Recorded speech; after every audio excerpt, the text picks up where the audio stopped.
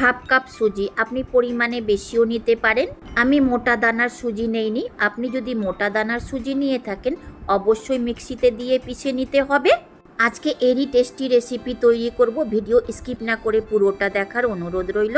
ভালো লাগলে প্লিজ একটা লাইক দিবেন। নিতে হবে ফুল ক্রিম বয়েল করা দুধ। ফুল ক্রিম দুধ নিতে গেলে টেস্টটা বেশি আসবে। এমনিতে আপনি টোন্ড মিল্কও নিতে পারেন বা গুঁড়ো দুধকে গরম জলে গুলিয়েও নেওয়া যাবে। যে কাপে সুজি নিয়েছি সেই কাপ থেকে 3 কাপ দুধ নিতে হবে যতটা সুজি তার অর্ধেক চিনি। আমি 1/4 কাপ চিনি নিয়েছি। যদি মিষ্টির পরিমাণটা এর থেকে বেশি পছন্দ করে থাকেন এর থেকে বেশিও দেওয়া যাবে। নিয়েছি ড্রাই রোস্ট করা কাজু আর আমন্ড বাদাম, আপনি এর জায়গাতে নারকেলও নিতে পারেন। আমন্ড বাদাম আর কাজু বাদামকে 1 টেবিল স্পুন করে নিয়েছি, আপনি পরিমাণে এর থেকে বেশিও নিতে পারেন। নিয়েছি 3 টেবিল স্পুন মেল্ট করা ঘি, পরিমাণে এর থেকে বেশি নেওয়া যাবে কিন্তু কম নেবেন না। ওভেনকে অন করে চাপাতে হবে ফ্রাই প্যান, ফ্লেমকে রাখতে হবে লো মিডিয়াম। ফ্রাই প্যানে দিতে হবে ঘি, আমি 2 টেবিল স্পুন দিচ্ছি, পরে লাগলে আরও দেব। ঘি হালকা মতো গরম হলেই দিতে হবে সুজি। ঘিয়ের সাথে সুজিকে খুব ভালোভাবে মিশিয়ে দিতে হবে। দেখুন নেড়ে চেড়ে খুব ভালোভাবে মিশিয়ে নিয়েছি, হালকা লালচে হওয়া পর্যন্ত ভেজে নিয়েছি। একে ভাজতে 10 মিনিটের সময় লেগেছে লো মিডিয়াম ফ্লেমে। দিতে হবে কাজু বাদামের পাউডার, আমি আগেই কাজু আর আমন্ড বাদামকে শুকনো খোলাতে ভেজে নিয়েছিলাম, তারপরে মিক্সিতে দিয়ে গুঁড়ো করেছি। ভালো করে মিশিয়ে আরও 2 থেকে 3 মিনিট ভেজে নিতে হবে। আপনি এই পাউডারের উপর ঘি দিয়েও ভাজতে পারেন, আমি সুজিতে ঘি দিয়েছি তাই আলাদা করে আর দিলাম না। একদম সুজিকে লালচে করে ভেজে নিয়েছি। দিতে হবে দুধ, কোনো রকমের নাড়াচাড়া না করে দিতে হবে চিনি। দুধ অল্প পরিমাণে গরম হওয়ার পরই দিতে হবে 1/4 কাপ গুঁড়ো দুধ। যদি গুঁড়ো দুধ না দিতে চান তো চিনির পরিমাণটা বাড়িয়ে দিতে হবে। হালকা মতো মিশাবার পর দিতে হবে ঘি, যেন গুঁড়ো দুধে কোনো লাম্পস না পড়ে।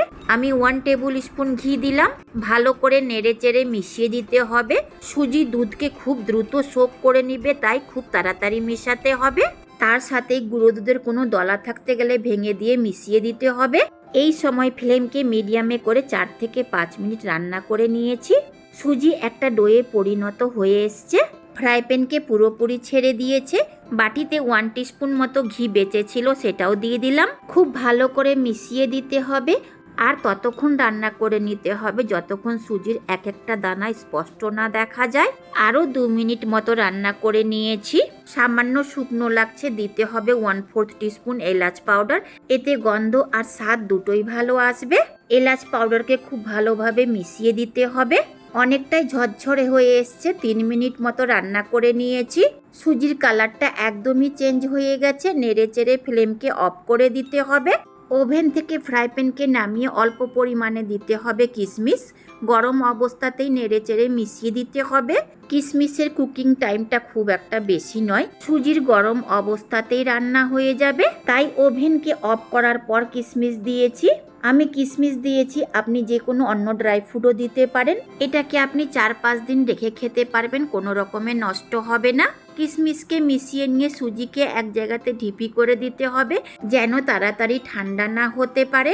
হাতে লাগাতে হবে অল্প পরিমাণে ঘি, হাতে সইবার মতো গরম অবস্থাতেই সুজির মুঠো বানিয়ে নিতে হবে।